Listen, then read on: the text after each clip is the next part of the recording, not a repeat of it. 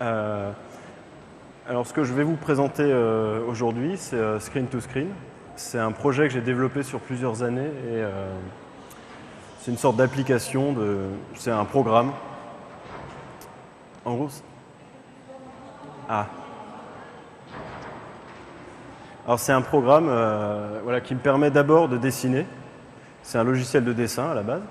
Et ensuite, il me permet d'intervenir sur le dessin, de le modifier, et aussi de modifier des dessins déjà existants. Voilà. En gros, c'est ça. Donc là, je vais démarrer le logiciel. Donc en fait, il est installé sur mon ordinateur et sur cet écran qui est tactile en fait.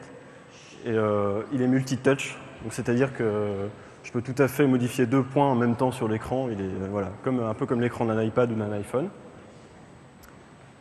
Alors voilà, ça charge. Alors voilà, au début, ça se présente un peu comme un logiciel de dessin classique, on va dire. Il y a une sorte de palette d'outils. Alors ici, j'ai un pot de peinture qui me permet de remplir des grandes zones. L'outil marqueur qui me permet de faire des traits épais. Et l'outil crayon, qui est l'outil de dessin de base, on va dire. Je vais pouvoir l'utiliser tout de suite. Voilà, donc ça fonctionne comme ceci. C'est à quelques détails près comme un véritable crayon, en fait. Ici, l'outil marqueur, alors ça marche de la même façon. Voilà. Voilà, donc il me permet de tracer un trait plus épais. Et ce qui est intéressant avec le marqueur, c'est que je peux le faire baver aussi jusqu'à remplir tout l'écran. Voilà. Et enfin, l'outil gomme, qui me permet bien évidemment de gommer mon dessin, de l'effacer entièrement. Voilà, comme en vrai, en fait. Et là, il y a un outil assez important qui me permet d'effacer ma gomme avec mon doigt, ce qui est quand même assez pratique quand on n'arrive pas à enlever sa gomme, ce qui peut arriver. Hein. Alors, je vais vous reprendre l'outil crayon et vous dessiner un autre objet pour vous montrer une autre fonction qui est assez importante. Voilà. Ah, je vais vous dessiner un objet que je peux remplir, en fait. Donc, ça va être un verre. Voilà. Alors l'outil de dessin est plus ou moins précis. J'essaie de travailler dessus pour l'instant. Voilà. Alors le pot de peinture va me permettre de remplir la zone que j'ai dessinée. De cette manière-là, tout simplement. Et après, enfin, l'outil de doigt qui me permet de déplacer l'objet et de le modifier. Alors ici, je peux l'éjecter de la scène. Voilà. Alors un autre outil important qui est l'outil robinet qui se trouve dans le coin. Voilà. Alors grâce à cet outil, je peux tout à fait remplir l'écran jusqu'en haut en fait. Là, je vais m'arrêter là. Et pour vider l'écran, c'est très très simple. Il y a l'outil siphon qui se trouve en bas. Alors, il met un peu de temps à charger parce qu'il est un peu lourd. Mais voilà, ça y est. Et là, d'une simple double pression, je peux vider mon écran très facilement. Très pratique, ça, je vous l'avoue. Et il se range tout seul en plus. Et là, le robinet, voilà. Je vais reprendre le crayon et vous dessiner un autre objet.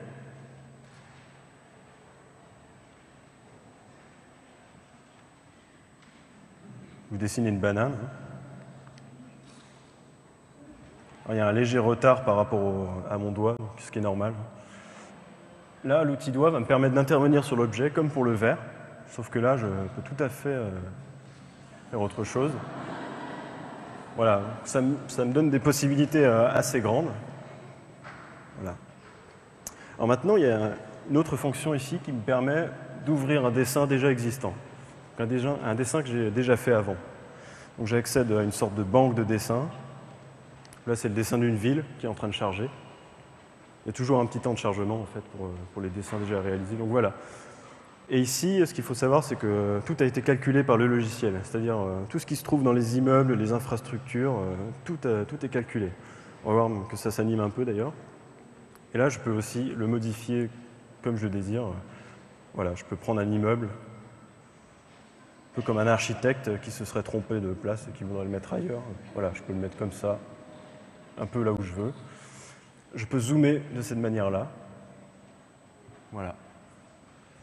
Et là, pour l'immeuble, alors je me suis rapproché un peu et je vais pouvoir vous montrer quelque chose d'aussi intéressant qui est comme la peau de banane, en fait. Voilà. qui me permet de soulever la peau de l'immeuble, en fait. Voilà. Ça, j'en ai plus besoin. Voilà. Alors ici, on voit vraiment ce qui se passe dans l'immeuble de façon assez détaillée, mais je peux vraiment, si je veux me rapprocher d'ici, tout en haut de l'immeuble, je peux en zoomant, évidemment. Il suffit de pointer là où je veux zoomer. Voilà. Alors là, on voit vraiment les appartements et on voit qu'il y a un peu de vie là-dedans. Il y a même quelqu'un qui est aux toilettes ici, je ne l'avais pas vu. Donc là, je peux zoomer et me rapprocher d'un appartement, par exemple celui-ci au hasard, mais ça pourrait très bien être un autre en fait.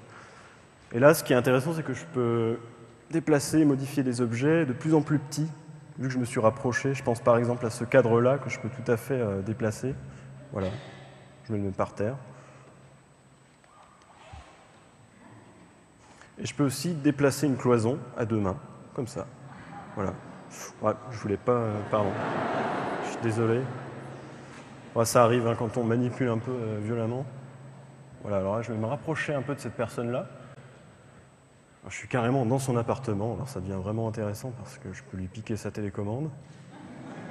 Là, je vois qu'il est en train de manger des chips. Je peux tout à fait lui prendre son paquet de chips et puis le renverser sur lui si j'ai envie, en fait. Voilà. Je peux regarder son écran. On voit d'ailleurs que c'est un peu le même écran que celui-là. On va s'en assurer en zoomant, tout simplement. Voilà. Voilà. Ça a l'air d'être le même. On vérifie s'il est tactile, toujours. Ouais, il est tactile. Je peux même peut-être aller voir dedans si la fonction est disponible. Ouais, je peux voir son fonctionnement. Bon, bah, c'est un écran plasma. Voilà, et là, la fonction screen to screen, très importante, qui me permet de plonger dans un autre écran. Voilà, passer d'écran à écran, ce qui est aussi très pratique. Alors là, maintenant, je vais vous ouvrir un autre dessin, simplement en accédant à la banque qu'on avait tout à l'heure.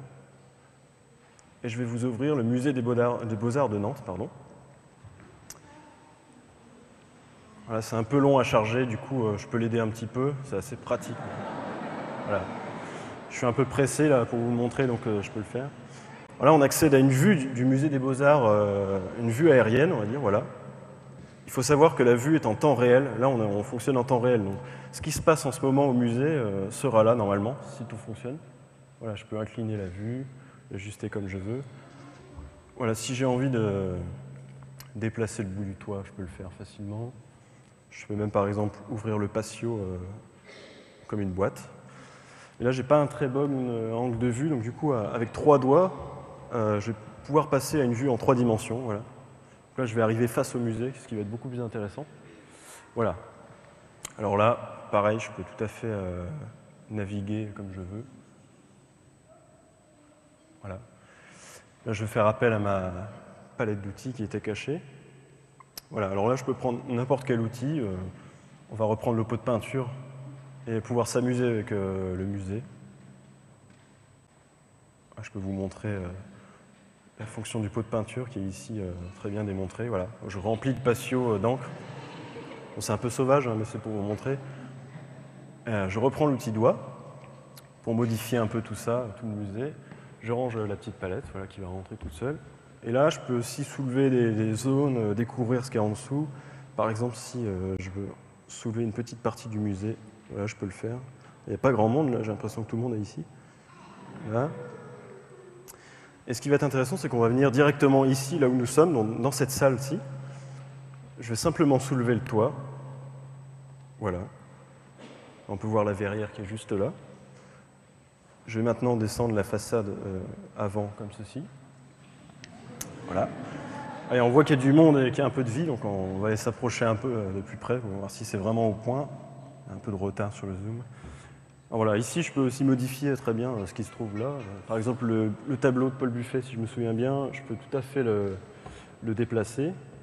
Enfin, le tableau est un peu vieux. Ça, ouais. Et là, le déluge aussi, exactement pareil. Je peux même le dupliquer.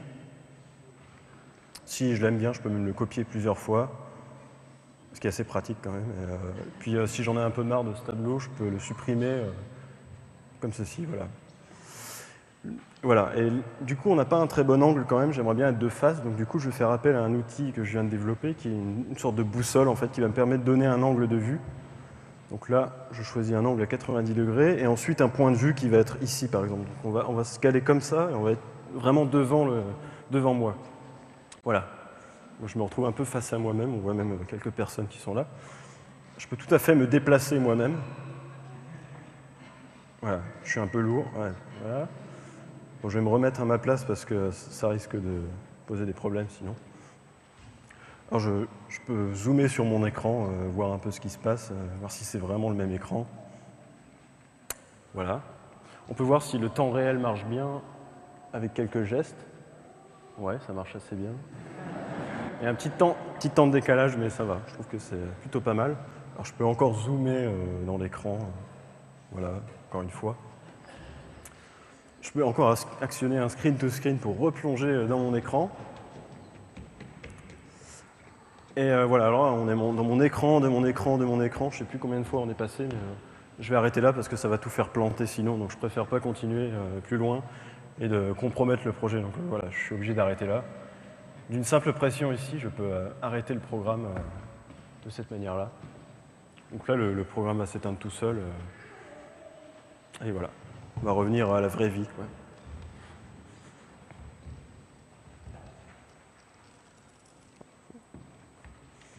Voilà.